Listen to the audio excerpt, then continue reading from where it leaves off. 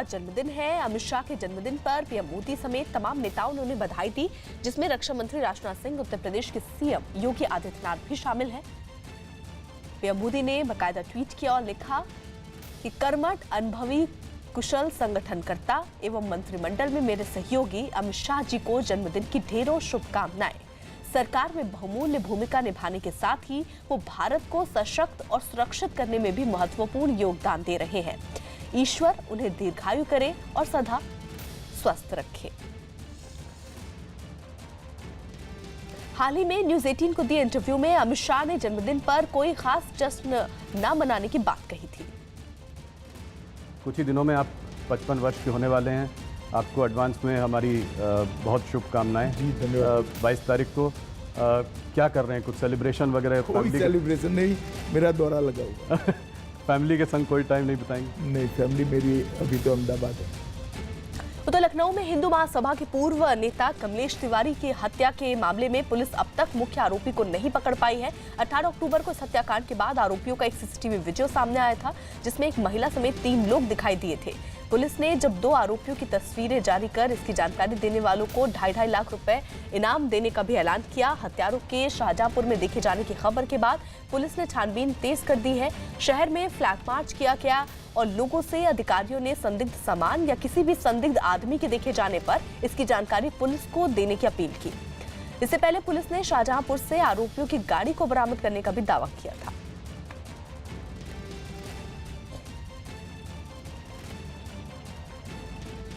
व्यापारियों को दिक्कत ना हो, लोगों को भी दिक्कत ना हो और त्यौहार हमारे सकुशल निकल जाएं। इसके माध्यम से हम लोग टुकड़ियों में स्थानीय लोगों को भी जागरूक कर रहे हैं कि सतर्कता रखें, अनजान वस्तुओं से बचें और सुरक्षा के लिए जो मानदंड है उनका ध्यान रखें।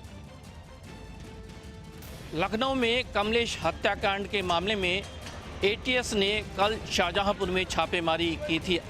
मैं कैमरामैन से कहूँगा कि वो दिखाएं कि ये वही होटल है जहाँ पर सीसीटीवी फुटेज में यहाँ पर संदिग्ध 2 हत्यारे पाए गए थे। सबसे महत्वपूर्ण कि यहीं पर वो कार रुकी थी।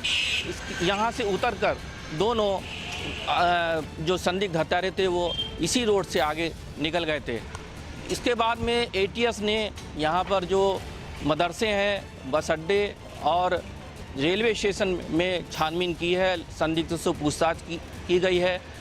जो भी प्रक्रिया है, जो भी कार्रवाई हो रही है वो गुप्त रूप से की जा रही है। और इसके साथ में जो कार थी, कार को खुटार क्षेत्र से बरामद किया गया है। साथ में जो चालक था उसको हिरासत में लेकर पूछताछ की जा रही है। दीप श्रीवास्तव, न्यूज 18, शाहजहांपुर। उधर महाराष्ट्र के भिवंडी में गोदाम में भीषण आग लग गई। बताया गया कि यह आग शॉर्ट सर्किट की वजह से लगी, जिसने कुछ ही देर में पूरे गोदाम को अपनी चपेट में ले लिया। यह आग इतनी भीषण थी कि उसकी लपटें गोदाम से निकलती दिखाई दे रही थी। पूरे इलाके में धुआं ही धुआं फैल गया, क्योंकि गोदाम से लगातार ऊपर की तरफ धुआं उठ रहा था।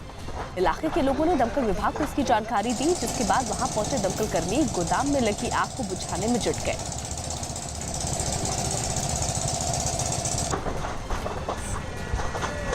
तो महाराष्ट्र के भिवंडी में दरअसल ये एक गोदाम जहां पर भीषण आग लगी, शॉर्ट सर्किट की वजह से बताया जा रहा है कि आग लगी, लेकिन आग का धुआं आप देखिए, इससे आप अंदाजा लगा सकते हैं कि आग कितनी भयानक वहां पर लगी होगी। आसपास के जो इलाके हैं उनमें दहशत का माहौल फैल गया।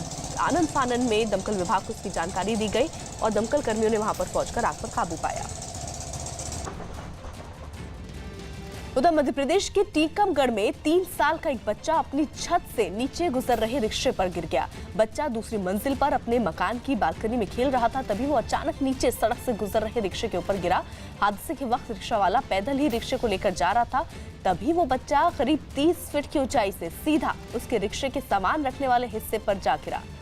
बच्चे के गिरते ही रिक्शे वाले ने उसे उठाने की कोशिश की। इस दौरान आसपास के लोग भी दौड़कर वहां पहुंच गए और बच्चे को उठाया। रिक्शे पर गिरने की वजह से बच्चे को कोई चोट नहीं आई और उसकी जान बच गई।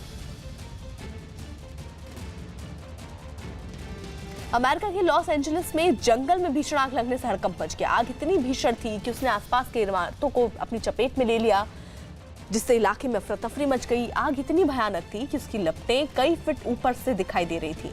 आग से निकलने वाला काला धुआं पूरे इलाके में छा गया। आग ने धीरे धीरे वहां की इमारतों को अपनी चपेट में लेना शुरू कर दिया। आग के विकराल रूप को देखते हुए उस पर हेलीकॉप्टर से पानी की बौछार की गई।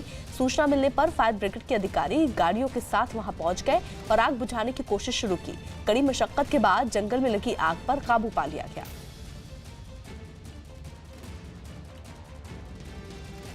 उधर उत्तर प्रदेश के हाथरस में सांड के हमले में 3 लोग घायल हो गए, जिसे काबू करने के लिए लोगों को काफी मशक्कत करनी पड़ी।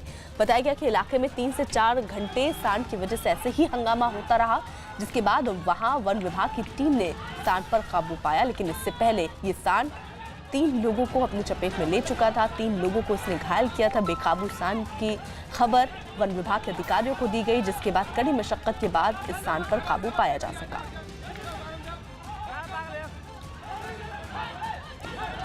बाजार पिछले करीब 6 महीने से इसका आतंक है ग्राम बेदीपुर में, और इस आतंक के तहत इसने करीब मेरे 20 लोगों को हमले में घायल कर दिया है और कई लोग गंभीर रूप से घायल हैं।